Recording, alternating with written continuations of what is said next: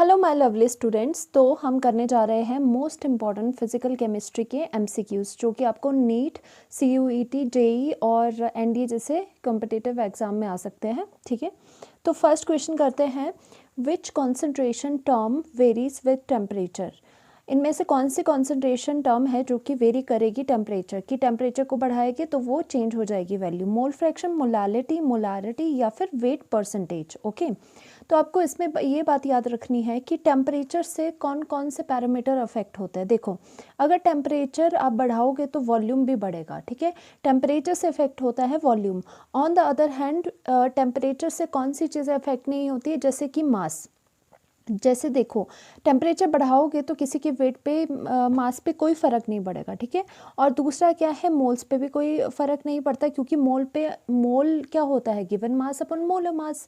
और मोल्स में भी क्या होता है, मास ही प्रेजेंट होता है। तो मास पर टेम्परेचर का कोई इफेक्ट नहीं पड़ता है। इसका मतलब आपने देखना है कि जहाँ जहाँ एक्सप्रेशन में वॉल्यूम होगा उस एंटाइटी पे आपका फ़र्क पड़ेगा टेम्परेचर का। ओके, सो फर्स्ट देखते हैं मोल फ्रैक्शन। मोल फ्रैक्शन क्या होता है, Na मोल फ्रैक्शन। ठीक है, आपको पता होगा, पढ़ा होगा आपने। ठीक है, मोल फ्रैक्शन क्या होता है, Na upon Na plus Nb। क्या होगा कि mole fraction of any solute divided by total mole fraction in the solution. तो अब ये क्या है, ये मोल्स एंड मोल्स है, टेम्परेचर के साथ तो इफेक्ट पड़ेगा नहीं, तो ये तो होगा नहीं। Second is the molarity. Molarity क्या होती है, N अपॉन V। ठीक है, number of moles of the solute present पर लीटर ऑफ द सॉल्यूशन। तो देखो, पर लीटर ऑफ द सॉल्यूशन, यहाँ पे वॉल्यूम है तो वॉल्यूम तो इफेक्ट करता है, टेम्परेचर करता है इफेक्ट। तो दैट मीन्स टेम्परेचर, और क्या होता है, ये डायरेक्टली प्रोपोर्शनल होता है, टेम्परेचर बढ़ाने से वॉल्यूम भी बढ़ेगा। दैट मीन्स मोलारिटी ऐसी कॉन्सेंट्रेशन टर्म है जिस पर कि टेम्परेचर का इफेक्ट पड़ेगा। ठीक है, ये तो हमारा पास आ गया, ये कैंसिल हो गया। दूसरा आता है मोलालिटी। मोलालिटी क्या होता है, N अपॉन W। मतलब ये क्या होता है, पर केजी ऑफ द सॉल्वेंट। ठीक है, अगेन यहाँ पर क्या है, यहाँ पर मास है, मास पे कोई भी इफेक्ट नहीं पड़ता टेम्परेचर का, तो मोलालिटी भी नहीं आएगी। लास्ट में आता है वेट परसेंटेज। वेट परसेंटेज में क्या होता है, किसी एक कंपोनेंट का weight divided by total weight of the solution. तो अगेन वेट है, यहाँ पे वेट भी टेम्परेचर पे डिपेंड नहीं करता है, तो हमारा नहीं आएगा। तो करेक्ट ऑप्शन क्या होगा, मोलारिटी। दैट मीन्स बी हो जाएगा कि मोलारिटी हमारे इफेक्ट होती है जब हमारा टेम्परेचर बढ़ता है। ठीक है, तो ये आपका आंसर आ गया। सेकेंड क्वेश्चन देखते हैं। The volume occupied by 4.4 gram of CO2 at STP is. ठीक है, हमें वॉल्यूम बताना है कितना होगा जब 4.4 gram of CO2 gas occupy करती है वॉल्यूम STP पे, स्टैंडर्ड टेम्परेचर एंड प्रेशर की कंडीशंस पे। तो आपको पता होगा जो मोल आपका मोल कंसेप्ट है, उसमें एक चीज़ आती है आपकी कि हमेशा 1 मोल ऑफ आइडल गैस, ठीक है, 1 mole of idol gas occupy कितना करती है, ये हमेशा फिक्स रहेगा कि 1 मोल ऑफ जो आइडल गैस है वो ऑक्यूपाई करेगी हमेशा 22.4 litre volume of the STP। ठीक है, आइडल गैस होनी चाहिए वो। तो अगर 1 मोल ऑक्यूपाई करती है, ये हमें स्टैंडर्ड ये पता है। तो अब हम निकालेंगे कि जो गिवन है हमारे पास, ठीक है, 4.4 ग्राम ऑफ CO2, उसका हम मोल्स निकालेंगे। ठीक है, तो मोल्स क्या होता है, मोल्स होता है given mass upon molar mass. Okay, now given mass कितना है CO2 का, 4.4 है। एंड CO2 का मोलर मास कितना होता है, कार्बन का होता है 12, एंड 2 ऑक्सीजन लगे हैं, इसका 32 हो जाएगा और टोटल हो जाएगा 44 मोलर मास। ओके, तो 44 मोलर मास हो गया, इतना आपका मतलब आ गया ये 1 डिवाइडेड बाय 10 मोल्स। ठीक है, ये आपका इतना आ गया। दैट मीन्स 0.1 मोल आपके पास आ गया ऑफ CO2 गिवन है आपके पास। अब वही यूनिटरी मेथड लगा लो, 1 मोल ऑफ गैस ऑक्यूपाई अगर 22.4 लीटर करती है तो इतनी जो हमारे पास मोल ऑफ CO2 है वो कितना ऑक्यूपाई करेगी। तो कर लो यूनिटरी मेथड। ठीक है, ऑफ CO2 ऑक्यूपाइज कितना करेगी, 22.4 लीटर में आप क्या करोगे, मल्टीप्लाई कर दोगे 0.1। ठीक है, ये आ जाएगा आपका वॉल्यूम, और ये, ठीक है, तो ये कितना हुआ 2 पॉइंट, ठीक है, ये पॉइंट हो गया आगे 2.24 लीटर। ठीक है, और ये ऑप्शन है आपके पास फर्स्ट ऑप्शन। ठीक है, तो first option is the correct option. Okay, आगे समझ, ये मोल कंसेप्ट का बेसिक था। ठीक है, नेक्स्ट करते हैं हम, नेक्स्ट में क्या है, the molarity of sulphuric acid solution is इतनी दी हुई है, ठीक है। क्या दी हुई है, मोलैलिटी नॉट मोलैरिटी, ठीक है। स्मॉल m गिवन है हमारे पास। Calculate the total weight of solution, total weight of the solution हमें निकालना है। तो सबसे पहले जो मोलैलिटी होती है, नॉट मोलैरिटी, स्मॉल m की बात हो रही है, मोल्स ऑफ सॉल्यूट प्रेजेंट पर kg ऑफ द सॉल्वेंट, मतलब मास ऑफ द सॉल्वेंट यहाँ आएगा। इसका मतलब मोलैरिटी का क्या हो सकता है, जैसे आपके पास मोलैलिटी गिवन है 0.2 मोल पर केजी, इसका मतलब क्या है 1 kg ऑफ द सॉल्वेंट, क्योंकि यहाँ नीचे क्या है, नीचे मास ऑफ द सॉल्वेंट आता है ना, तो इसका मतलब 1 kg सॉल्वेंट कंटेन कितने 0.2 मोल ऑफ सॉल्यूट, इसका मतलब यही हो गया, हमने इसको लिख लिया, ठीक है। इसका मतलब 1 kg को अगर चेंज करोगे तो 1000 ग्राम आ जाएगा, दैट मीन्स 1000 ग्राम कंटेन कितने 0.2 मोल ऑफ द सॉल्यूट ये कंटेन करेगा। अब आपके पास क्या आ गया, 0.2 मोल ऑफ द सॉल्यूट आ गया। आपको चाहिए क्या था, देखो चाहिए क्या था आपको, total weight, total weight of solution, ठीक है, ऑफ सॉल्यूशन। और आपको पता है सॉल्यूशन में क्या होता है, सॉल्वेंट और सॉल्यूट होता है, तो वेट ऑफ सॉल्यूट आप निकालोगे प्लस फिर वेट ऑफ सॉल्वेंट करोगे, ओके। नाउ आपके पास गिवन है weight of the solvent, wait of the solvent कितना गिवन है, आपको पता है कि 1000 ग्राम है, क्योंकि ये 0.2 मोल पर केजी की जो बात कर रहे हैं वो 0.2 जो मोल है वो किस में प्रेजेंट है, 1 kg ऑफ द सॉल्वेंट में प्रेजेंट है। और 1 kg को अगर आप चेंज करोगे ग्राम में तो 1000 आ जाएगा, ठीक है। तो वेट कितना आ गया सॉल्वेंट का, 1000 ग्राम, तो हमने यहाँ तो 1000 ग्राम लिख लिया। अब हमें चाहिए वेट ऑफ द सॉल्यूट, तो वेट ऑफ द सॉल्यूट में हमारे पास सिर्फ गिवन है weight of the moles of the solute, तो मोल्स से हम निकाल सकते हैं मास, क्योंकि moles equals to mass upon molar mass. तो ये मास कैसे निकलेगा, मोल्स इनटू मोलर मास, ठीक है। तो मोल्स कितने गिवन है, 0.2 मोल्स गिवन है, ठीक है। और इनटू क्या करोगे, सल्फ्यूरिक एसिड का जो मोलर मास है, molar mass of sulphuric acid वो कितना होता है, वो 98 होता है, ठीक है। तो 98 हमने यहाँ लिख लिया, तो आपके पास आ गया 19.6 ग्राम, ठीक है। ये आपके पास वेट निकल गया ऑफ द सॉल्यूट। तो आप यहाँ पुट कर दो, क्योंकि अल्टीमेटली आपको total weight of the solution पूछा है जिसमें कि ये दोनों चीज़ें प्रेजेंट होती है। तो आपके पास आ गया 19.6 ऑफ ग्राम, तो ये कितना आ जाएगा, ये आएगा 1019.6 ऑफ ग्राम, ठीक है। तो ये कौन सा ऑप्शन आपका करेक्ट है, दिस इज डी, आपका D option is the correct option, okay. तो इस तरह से आपने करना है, कुछ नहीं था इसमें, सिर्फ मास ऑफ द सॉल्यूट निकालना था वैसे, क्योंकि ये गिवन था, और मास निकालने के लिए आपको मोल्स गिवन है, बहुत ईजी था, okay. Next question, for a reaction in which case the activation energy of forward and reverse reaction are equal, कौन सा ऐसी कंडीशन है जो गिवन है आपको जिसमें कि activation of the forward direction, आगे की डायरेक्शन, एंड पीछे की डायरेक्शन की एक्टिवेशन एनर्जी इक्वल है, ठीक है। तो हमें पता है activation energy and delta H का जो रिलेशन होता है, activation energy of the forward reaction minus activation energy of the backward reaction, ये होता है आपके पास फॉर्मूला, ओके। तो क्या कह रहे हैं, सपोज एक्टिवेशन एनर्जी मैं फॉरवर्ड की अगर इक्वल हो जाए activation energy of the backward direction की, तो अगर ये दोनों इक्वल है तो यहाँ पे सपोज EAF और EAB बैकवर्ड डायरेक्शन की मैं ये चीज़ लिख रही हूँ, ठीक है। EAF लिख रही हूँ इसकी जगह, बैकवर्ड की जगह मैं फॉरवर्ड ही लिख रही हूँ, क्योंकि हमें यहाँ पे क्या है कि इक्वल है दिया हुआ, तो इक्वल किस कंडीशन में होगी, तो उसके लिए क्या हो जाता है, डेल्टा एच इक्वल्स टू 0 हो जाता है, ठीक है। तो करेक्ट ऑप्शन हो जाएगा आपका बी। आपको सिर्फ इसमें ये याद रखना था कि डेल्टा एच और एक्टिवेशन एनर्जी का फॉर्मूला ये होता है, और फिर बोला गया है कि किस केस में ऐसा होता है कि इक्वल हो जाती है, तो इस केस में ऐसा होता है जब डेल्टा एच इक्वल्स टू 0 होता है, क्योंकि एक्सप्रेशन से ये हमने देख भी लिया करके, ओके। तो आपको ये फॉर्मूला याद रखना है।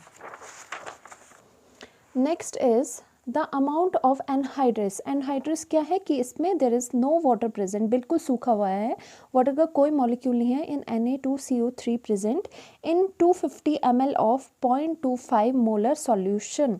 देखो capital M denotes for the molarity not molality, ठीक है, स्मॉल m होता है मोलैलिटी के लिए, ओके। तो आपको बताना है कि अमाउंट मतलब इसमें ग्राम्स निकालने हैं, ग्राम्स ऑफ एनहाइड्रस Na2CO3 निकालना है। तो सबसे पहले आपको पता है कि जो मोलारिटी है वो number of moles of solute पर लीटर ऑफ द सॉल्यूशन है, वॉल्यूम आएगा यहाँ पर, ठीक है।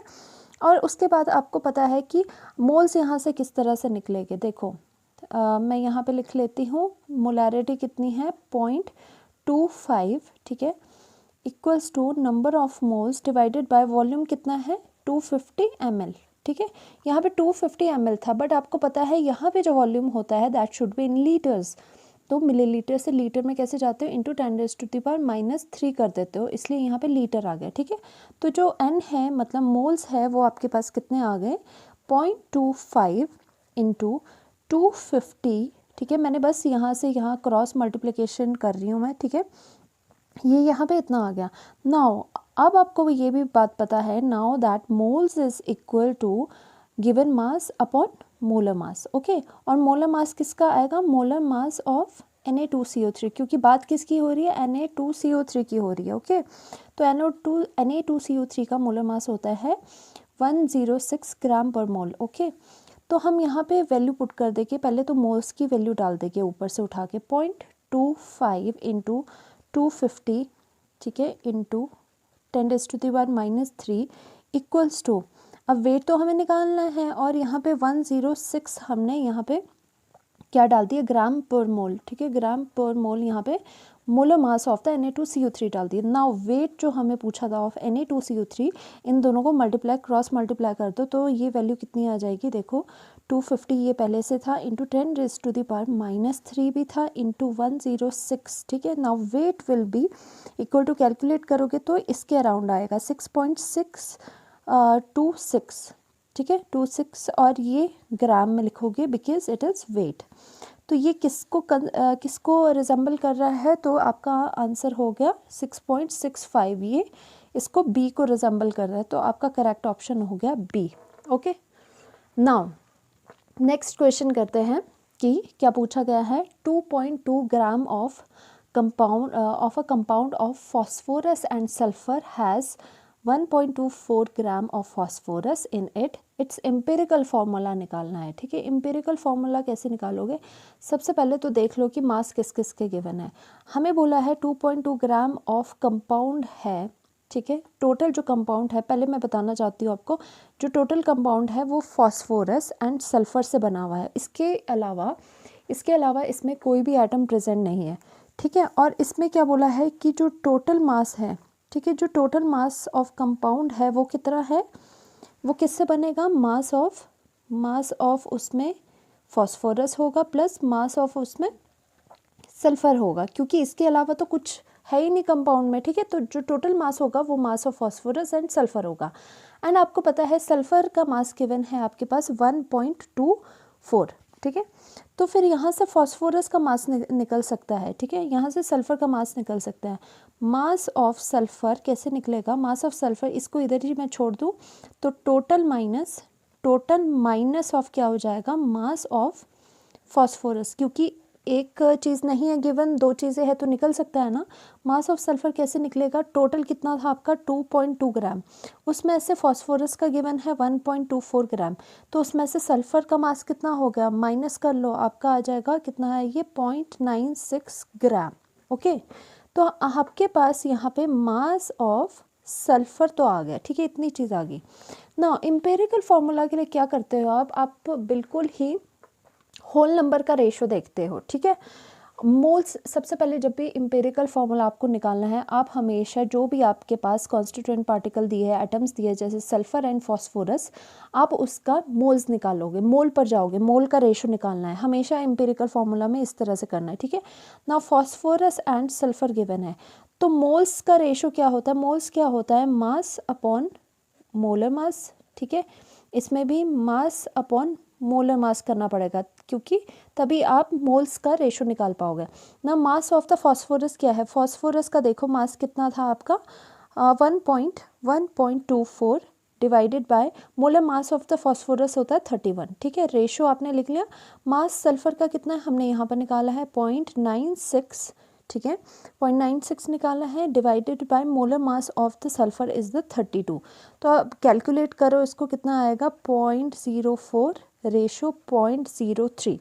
अब क्या होता है, एम्पिरिकल फार्मूला निकालने के लिए हमें कोई होल नंबर चाहिए होता है, ये पॉइंट्स फ्रैक्शन में नहीं चाहिए होता है, इसलिए इसको एक होल नंबर बनाने के लिए कुछ ऐसे डिजिट से मल्टीप्लाई करेंगे जिससे कि मल्टीप्लाई होने पे ये दोनों होल नंबर बन जाए, कोई फ्रैक्शन या फिर कोई पॉइंट हमें नहीं नज़र आए। तो हम इसमें मल्टीप्लाई करेंगे बाय द 100 से मल्टीप्लाई करेंगे तो हमारा 4:3 ये आ जाएगा ना। 4 किसको कॉरेस्पॉन्ड कर रहा था, फॉस्फोरस को, 3 किसको कर रहा था, सल्फर को। तो फॉस्फोरस के साथ 4 है, ठीक है, मतलब 4 है इसका, क्योंकि 4 रेशो आया। सल्फर के साथ क्या है, 3 आया।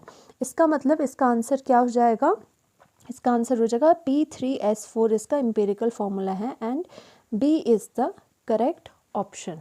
ठीक है, इस तरह से आपको करना है। Now 56 gram of nitrogen and 96 gram of oxygen are mixed isothermally and at a total pressure of 10 atm given है आपके पास total pressure. The partial pressure of oxygen and nitrogen in atm are respectively. Partial pressure of oxygen and nitrogen निकालना है और आपके पास ये चीज़ें given है।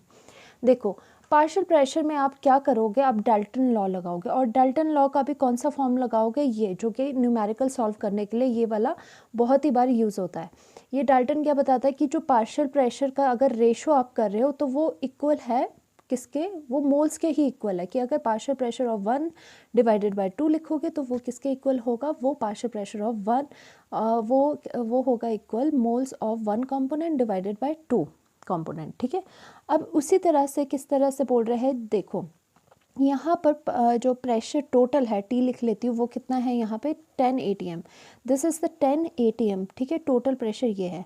And उसके बाद हम क्या करते हैं, नाइट्रोजन कौन सा है, ऑक्सीजन एंड नाइट्रोजन है, तो मैं नाइट्रोजन के साथ कर लेती हूँ उसका, कि इस तरह से बोला था तो मैंने कर लिया pressure of nitrogen divided by total pressure, किसके इक्वल होगा, नाइट्रोजन के ही मोल्स के इक्वल होगा divided by moles of total moles के इक्वल होगा। यही तो बता रहा था डाल्टन्स। ठीक है, तो वही वैल्यूज डाल दो। प्रेशर ऑफ नाइट्रोजन तो हमें निकालना है, टोटल प्रेशर कितना है 10 गिवन है। ओके, नाउ जो मोल्स होता है, मोल्स क्या होता है, मास अपॉन मोलर मास। तो मास कितना गिवन है नाइट्रोजन का 56 डिवाइडेड बाय, और मोलर मास नाइट्रोजन का होता है 28। ठीक है, ये हो गया, और डिवाइडेड बाय टोटल मोल्स कितना आएगा, क्योंकि टोटल में आपके ऑक्सीजन एंड नाइट्रोजन प्रेजेंट है तो दोनों के मोल्स आएंगे। तो नाइट्रोजन का मोल्स तो यही आगे जो ऊपर लिखा हुआ है। ठीक है, और ऑक्सीजन के मोल्स क्या है कि ऑक्सीजन का मास 96 डिवाइडेड बाय ऑक्सीजन का मोलर मास मतलब कि 32। तो इसको जब आप कैलकुलेट करोगे तो आपके पास आएगा ये 2/2 + 3। ठीक है, आपके पास आएगा 2 डिवाइडेड बाय 5। नाउ यहाँ पर क्या आ गया, दैट मीन्स Pn2, मैंने यहाँ पर 10 को इसके इक्वेट कर दिया। ठीक है, तो 10 क्या चले जाएगा, उस तरफ चले जाएगा, एंड यहाँ पे 2 आएगा, दैट मीन्स 4 atm। ठीक है, 4 यहाँ पे पार्शियल प्रेशर ऑफ N2 आ गया, N2। बट पूछा क्या है रिस्पेक्टिवली, पहले ऑक्सीजन का बताना है फिर नाइट्रोजन का बताना है, ये तो नाइट्रोजन का आ गया। ऑक्सीजन का कैसे निकालोगे आप, जो टोटल प्रेशर है, ठीक है, टोटल प्रेशर है उससे माइनस कर दो नाइट्रोजन का, क्योंकि बाकी तो चीज़ें है नहीं आपके पास। ठीक है, तो टोटल कितना हो गया, टोटल इज़ द 10 माइनस, और नाइट्रोजन 4 इक्वल्स टू 6 आ गया ऑक्सीजन का, एंड 4 आ गया आपका नाइट्रोजन का। ठीक है, तो आपके पास क्या है, फर्स्ट ऑक्सीजन का बताओ 6 है, देन 4, तो आपके पास B is the correct option. Okay, now comes to this, the rate of reaction, this reaction given है, इज गिवन बाय दिस। ये आपके पास रेट गिवन है इस रिएक्शन का। अब बताओ ऑर्डर क्या होता है। देखो कभी भी रेट इक्वेशन आपके पास गिवन है और आपको ऑर्डर निकालना है, तो ऑर्डर क्या होता है, जो इसमें कॉन्सेंट्रेशन टर्म्स होती है रिएक्टेंट की, उसमें जो रेस टू द पावर, जो ये पावर्स होती है उसको आप ऐड करते हो। तो अगर मुझे ऑर्डर निकालना है ना, पर ये होनी चाहिए रेट इक्वेशन गिवन, किसी की भी बार ऐड नहीं करनी है। ठीक है, ऑर्डर निकालना है तो मैं क्या करूँगी, जो ये ए रिएक्टेंट है उसकी कॉन्सेंट्रेशन है, उसका जो पावर है मैं उसका प्लस करूँगी, पावर्स को मैं प्लस करते जाऊँगी। ठीक है, और यहाँ पर पावर्स को मैंने प्लस कर दिया, तो ये कितना आया, 1 हाफ 1 हो गया +4, और ये कितना आ जाएगा 4 और ये 5/4। तो 5/4 ये है, तो करेक्ट ऑप्शन क्या है? सी इज़ द करेक्ट ऑप्शन। ठीक है, आगे समझ यहाँ पर, क्योंकि ये जो ऑर्डर होता है, ऑर्डर क्या होता है? जो समीशन ऑफ द स्टाइशोमेट्रीज जो ये ऊपर है, ठीक है, raise to the power terms है, हाफ एंड 1/4 हमने कर दिया रेट इक्वेशन से। ठीक है, इस तरह से आपने निकालना है। Now comes to the next question, the graph of T half versus initial concentration. इसको ए भी लिखते हैं कई लोग ऐसे ए नॉट भी लिखते हैं। ठीक है, टी हाफ और इसका है ये, मतलब ये इंडिपेंडेंट है। आपको पता है ये कौन से ग्राफ्स होते हैं जिसमें कि कोई टी हाफ ए नॉट के इंडिपेंडेंट है, फ़र्क नहीं पड़ रहा है, उसके लिए ये इस तरह के हॉरिजेंटल ग्राफ्स आते हैं। तो हमें बताना है कि zero order, first order, second order या थर्ड ऑर्डर के लिए ये है। ठीक है, तो आपको हमेशा याद रखना, वैसे तो अगर जिनको टी हाफ के सभी के एक्सप्रेशंस याद होंगे वो तो कर देगा। ठीक है, और अगर वैसे भी आपको मैं बताऊँ एक एक्सप्रेशन, तो आप ये याद रख लो कि जो टी हाफ होता है वो किस तरह से ए नॉट के साथ रिलेट करता है। इनिशियल कॉन्सेंट्रेशन का 1 - n ये होता है रिलेशन टी हाफ और इनिशियल कॉन्सेंट्रेशन का।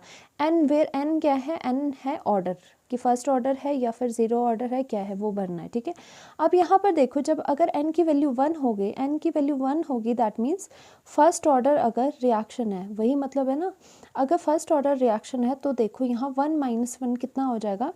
टी हाफ कितना हो जाएगा? A naught raise to the power 0, और something raise to the power 0 क्या होता है? 1। ठीक है, तो something raise to the power 1 होता है, इसका मतलब टी हाफ इंडिपेंडेंट है ए नॉट की, ए नॉट कॉन्सेंट्रेशन पे वो डिपेंड नहीं कर रहा है। किसके केस में? फर्स्ट ऑर्डर के केस में। तो आपका आंसर क्या आ जाएगा? आपका आंसर आ जाएगा बी, कि ये जो ग्राफ है ये किसका है? For the first order reaction. Okay, तो नेक्स्ट करते हैं, calculate E naught for a given cell. आपको ई नॉट निकालना है फॉर अ गिवन सेल। आपका ये सेल ये गिवन है। ठीक है, अब देखो जो ये सेल होता है आपको वैसे पता होना चाहिए। ठीक है, और इसके यहाँ पे पोटेंशियल्स भी गिवन है और ई नॉट निकालना है। सबसे पहले ये निकालने से मैं आपको बताना चाहूँगी, जो भी जैसे सेल होता है, स्टैंडर्ड जो रिप्रेजेंटेशन होती है सेल की, यहाँ पे ब्रिज लगा होता है, और left hand side and right hand side क्या होता है? जो लेफ़्ट हैंड साइड होती है वो आपकी होती है एनोड। ठीक है, एनोड होती है, और राइट साइड होती है कैथोड आपकी, जहाँ पे एनोड पे क्या होता है? ऑक्सीडेशन, कैथोड पे क्या होती है? रिडक्शन होती है। ठीक है, ये तो आपको क्लियर है। अब आपके पास आता है ई नॉट सेल कैसे निकालना है। ई नॉट जो सेल का फॉर्मूला है आपका, ठीक है, ई नॉट सेल का जो फॉर्मूला है वो किसके इक्वल होता है? ई नॉट स्टैंडर्ड, नॉट का मतलब क्या है? स्टैंडर्ड। ठीक है, E naught reduction of the cathode, C लिख लिया मैंने, minus E naught reduction of the anode. देखो यहाँ पर क्या है? E naught standard reduction potentials चाहिए हमें। ठीक है, पोटेंशियल भी कौन से? जो रिडक्शन हो, नॉट ऑक्सीडेशन वाले, उसमें कैथोड होगा माइनस और एनोड कर दो। ओके, तो यहाँ पर देखो जो रिडक्शन पोटेंशियल है, अब हमें चेक करने पड़ेंगे कि यहाँ पर ये जो है वो रिडक्शन पोटेंशियल है या ऑक्सीडेशन पोटेंशियल है। ठीक है, तो देखो यहाँ पर क्या गिवन है आपका? Zn टू Zn पॉजिटिव, मतलब 0 से +2 जा रहा है, तो 0 से +2 जाना क्या होता है? ऑक्सीडेशन। ये भी कहाँ से जा रहा है? 0 टू +2 जा रहा है, दैट मीन्स ये दोनों क्या है? ऑक्सीडेशन पोटेंशियल लिखे हुए हैं। ठीक है, अब इसको चेंज करने के लिए क्या करेंगे? ये ऑक्सीडेशन पोटेंशियल है तो रिडक्शन पोटेंशियल कैसे आते हैं? जस्ट आपको साइन माइनस करना, मतलब साइन उल्टे करने पड़ जाएंगे। तो आप यहाँ पे लिखोगे ई नॉट, जो इस तरह से लिखोगे Zn2 पॉजिटिव Zn, मतलब उल्टा हो गया ना, कि प्लस से अब 2 जा रहा है, मतलब ये क्या है? रिडक्शन पोटेंशियल है, ये है रिडक्शन पोटेंशियल एक्चुअल में। तो ये अगर प्लस था तो ये यहाँ पर माइनस हो जाएगा। ओके, तो उसी तरह से जो E naught copper 2 positive and copper लिख लूँगी मैं, क्योंकि ये भी क्या है? ये भी रिडक्शन पोटेंशियल है एज रिक्वायर्ड। ठीक है, जो हमें चाहिए। तो माइनस का क्या हो जाएगा? प्लस 0.34 वोल्ट हो जाएगा, बिकॉज हमें जो एक्सप्रेशन है ना उसमें आपके रिडक्शन पोटेंशियल रिक्वायर्ड है, तभी मैं यहाँ पे ऑक्सीडेशन वाले गिवन थे और मैं यहाँ पे चेंज कर रही हूँ रिडक्शन में। ठीक है, नाउ अब क्या हो जाएगा? Cathode minus anode. तो आपका कैथोड पे क्या है? कैथोड पे देखो क्या है आपके पास? ये एनोड है और ये कैथोड है। कैथोड पे आपका कॉपर है, तो आप कॉपर वाला रिडक्शन पोटेंशियल लिखोगे। कॉपर वाला रिडक्शन पोटेंशियल क्या है 0.34 माइनस, और एनोड वाला क्या है, एनोड पे क्या है, लेफ्ट साइड पे जिंक है, जिंक का क्या है आपका माइनस ऑफ 0.76। तो ये कितना हो जाएगा आपका 0.34 प्लस 0.76, और ये प्लस करके आपका आएगा 1.1 वोल्ट। और ये 1.1 वोल्ट कहाँ है आपके पास, that means C is the correct option. ठीक है, इसका मतलब आपका सी करेक्ट ऑप्शन हो गया। इस तरह से आपको करना है ये। नाउ हम देखते हैं नेक्स्ट क्वेश्चन, क्या हमें फाइंड आउट करना है, वैल्यू ऑफ रिएक्शन कोशेंट हमें निकालनी है। रिएक्शन कोशेंट की वैल्यू मतलब क्यू निकालना है, क्यू कहते हैं रिएक्शन कोशेंट को, ऑफ दी सेल।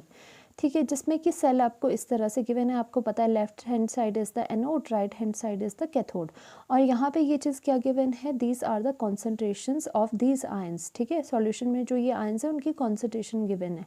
अब निकालना है आपने क्यू।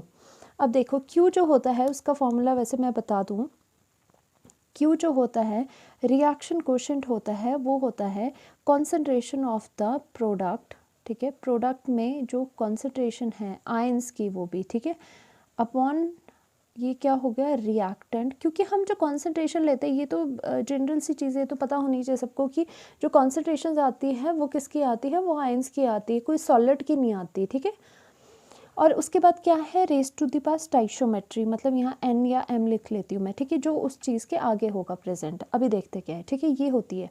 अब हम करते हैं सबसे ज़्यादा ज़रूरी इन क्वेश्चन में क्या होता है, you should properly write the equation of this. ठीक है, total equation for this cell. तो फर्स्ट इज दिस, एनोड पे क्या हो रहा है, जिंक से जा रहे हैं आप जिंक 2 पॉजिटिव पे, तो मैं बैलेंस करने के लिए चार्ज शुड भी बैलेंस, यहाँ पे 0 चार्ज है, यहाँ पे +2 है तो मैं +2 इलेक्ट्रॉन लगाऊंगी। और यहाँ पे एनोड पे कैथोड पे क्या हो रहा है Ag पॉजिटिव, तो मैंने प्लस इलेक्ट्रॉन लगा दिया, गिव्स टू Ag। बट आपके पास क्या होता है, ये इलेक्ट्रॉन सेम होने चाहिए, तो सेम बनाने के लिए मैंने 2 2 एंड 2 से मल्टीप्लाई कर दिया। अब देखो अब सेम है ना, अब सेम है तो आप यहाँ पे इसको ऐड कर दो, ऐड करोगे तो ये कैंसिल हो जाएगी, बाकी आपकी Zn प्लस ये आपकी होल इसकी सेल की इक्वेशन आ जाएगी। ये तरीका होता है ठीक है निकालने का, +2Ag मैंने ये लिख लिया। नाउ हमें ये तो पता चल गया कि n की value number of electrons involve 2 है यहाँ पर।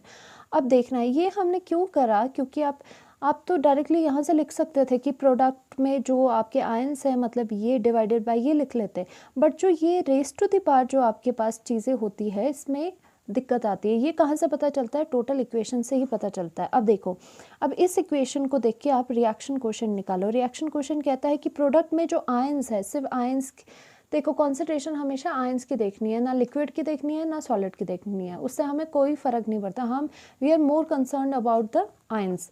तो यहाँ पर सॉलिड है, ये है Zn 2 पॉजिटिव, तो आप क्या लिखोगे Zn जो 2 पॉजिटिव है ठीक है उसकी कॉन्सेंट्रेशन, और आगे स्टाइशियोमेट्रिक कोफिशिएंट क्या है 1, तो हम 1 लगाएंगे, डिवाइडेड बाय जो रिएक्टेंट साइड है वो आयंस कौन से प्रेजेंट है, Ag पॉजिटिव आयन प्रेजेंट है, raise to the power stoichiometric coefficient is 2, we will write 2 over here. Okay, अब क्या आता है, अब आती है कॉन्सेंट्रेशन डालनी। अब यहाँ पर देखो जिंक 2 पॉजिटिव की कॉन्सेंट्रेशन क्या है यहाँ पर 0.01 ओके, और Ag पॉजिटिव की क्या है 1.25 का स्क्वायर। ठीक है, जब आप कैलकुलेट करोगे यहाँ पे कैलकुलेट करके देखो आपके पास आएगा 6.4 इंटू 10⁻³ तो आपके पास इस तरह से आ गया। ये इजी था, बस इसमें एक चीज़ जो थी वो ये थी कि यहाँ पर जो ये कोफिशिएंट्स आते हैं ठीक है, ये कैसे पता चलेगा, ये टोटल इक्वेशन से पता चलेगी। जो total equation of the cell है आपको लिखनी पड़ेगी, बिकॉज ये जो स्टाइशियोमेट्रिक कोफिशिएंट होता है ये कई बार मिस हो जाता है और गलत आपको आंसर आ जाता है। तो D is the correct option. Okay, last question देखते हैं, what is the equilibrium constant, that means के निकालना है ऑफ द फॉलोइंग रिएक्शन आपके पास गिवन है ठीक है, और गिवन है आपके पास पोटेंशियल, और कौन सा है 4 से 2 जा रहा है, कम नंबर हो रहा है तो रिडक्शन पोटेंशियल, 3 से 2 जा रहा है मतलब रिडक्शन पोटेंशियल आपके पास गिवन है। ओके, नाउ के इक्विलिब्रियम कांस्टेंट का कहीं ना कहीं ई के साथ कोई रिलेशन होना चाहिए आपको, ये तो पता चल ही रहा होगा ठीक है, कुछ ना कुछ हम देखेंगे। अब आपको पता है कि यहाँ से तो यहाँ से क्या पता चल रहा है कि ई नॉट सेल निकल सकता है यहाँ पे, ठीक है। ई नॉट सेल हम निकाल देंगे। ई नॉट सेल क्या होता है, ई नॉट रिडक्शन, हमने पहले भी किया था, कैथोड का minus E naught reduction, reduction ये आएगी ऑफ एनोड, ठीक है। तो यहाँ पर आपका पता है Fe3 पॉजिटिव 2 पॉजिटिव में जा रहा है, तो यहाँ पर Fe की हो रही है रिडक्शन एंड Sn जा रहा है यहाँ से आप यहाँ पे जा रहे हो तो क्या हो रही है, ऑक्सीडेशन। मतलब Sn क्या एक्ट करेगा, Sn एक्ट करेगा आपका एनोड की तरह, ओके। तो मैं यहाँ पर क्या लिखूँगी कि यहाँ पर आपका Fe जो है, Fe आपका एज अ कैथोड यूज़ होगा, ठीक है। मैं यहाँ पे लिख लेती हूँ, जो Fe होगा वो आपका कैथोड यूज़ होगा, क्योंकि हमने यहाँ पे इक्वेशन से देखा किसकी रिडक्शन हो रही है, किसकी ऑक्सीडेशन हो रही है, ओके। Sn आपका क्या होगा, Sn आपका एनोड यूज़ होगा। तो आप क्या लिखोगे, कैथोड में मतलब E naught reduction of the cathode लिखना पड़ेगा, कैथोड मतलब Fe, और Fe का यहाँ पर क्या है, यहाँ पे आपका रिडक्शन पोटेंशियल ही है गिवन, तो आप डायरेक्ट लिख लोगे। ऑक्सीडेशन पोटेंशियल होता तो आपको साइन चेंज करने पड़ते, minus reduction potential of the anode मतलब Sn का यहाँ पर भी 4 से 2 जा रहा है तो कम हो रहा है, मतलब रिडक्शन पोटेंशियल गिवन है, तो यहाँ पर आ जाएगा 0.150।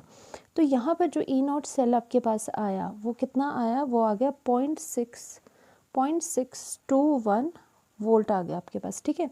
ये तो बात रही, बट हमें ये नहीं निकालना है, हमें क्या निकालना है, इक्विलिब्रियम कांस्टेंट। तो इक्विलिब्रियम कांस्टेंट क्या होता है, दैट मीन्स के और ई नॉट सेल का एक रिलेशन है, आपको पता होगा शायद, E naught cell equals to minus, क्योंकि 278 केल्विन पे बात हो रही है तो ये एक्सप्रेशन होता है 0.0591 upon number of electrons involve, ठीक है। लॉग होगा, ठीक है, ln नहीं होगा, लॉग होगा के इक्विलिब्रियम, ये चीज़ है। अब आपको के इक्विलिब्रियम निकालनी है, ई नॉट सेल आपके पास गिवन है, कितना है 0.621 है, इक्वल्स टू माइनस 0.0591, ठीक है, डिवाइडेड बाय, सिर्फ आपको n रह गया, बाकी सब चीज़ें आपके पास निकल गई। अब देखो n निकालने के लिए आप क्या करोगे, नंबर ऑफ़ इलेक्ट्रॉन कितने इन्वॉल्व है वो आप कैसे निकालोगे। यहाँ से मैंने किया Fe3 पॉजिटिव से Fe2 पॉजिटिव जा रहा है, Fe3 पॉजिटिव से Fe2 पॉजिटिव जा रहा है, और यहाँ पे भी 2 है, यहाँ पर भी 2 है, तो कितने इलेक्ट्रॉन्स लगेंगे, यहाँ पे क्या है 3 2 6 और यहाँ पे 2 2 4 आपके, तो यहाँ पर क्या लगेगा, यहाँ पे 2 इलेक्ट्रॉन्स लगेंगे सो दैट ये बैलेंस हो जाए। और उसी तरह से Sn2 पॉजिटिव से आप जा रहे हो Sn4 पॉजिटिव में, ठीक है। अब यहाँ पर कितने इलेक्ट्रॉन्स आएंगे ताकि बैलेंस हो जाए, 2 इलेक्ट्रॉन्स आने चाहिए, दैट मीन्स क्योंकि चार्ज बैलेंस तभी होगा ना, +2 लेफ्ट हैंड साइड +2 है, राइट हैंड साइड भी +2 तभी आएगा, तो n की वैल्यू इज़ द 2। तो n की वैल्यू आप क्या डालोगे, number of electron in whole equation is 2। तो जब आप कैलकुलेट करोगे आपके पास ये आएगा, लॉग के इक्विलिब्रियम इक्वल्स टू 21.0, ठीक है, तो 01। तो आपके पास क्या होता है, तो आईडी से आपने ये देखना है कि जब आपको ये पता होगा, जब एंटी लॉग होता है तो वो क्या हो जाता है, 10⁻⁴, जो भी यहाँ पे वैल्यू होती है वो हम लिखते हैं 10⁻21, इसलिए 10⁻21 इज़ द आंसर। अब देखो यहाँ कहीं ऑप्शन में है या नहीं, आपके पास है 1.0 इंटू 10⁻21, तो आपके पास आंसर क्या हो गया, correct option is the B option, ठीक है। इसके साथ हमारे ये फिजिकल के MCQs ख़त्म हो गए। अगर आपको अच्छा लगा हो तो कमेंट करके बताना। Thank you so much.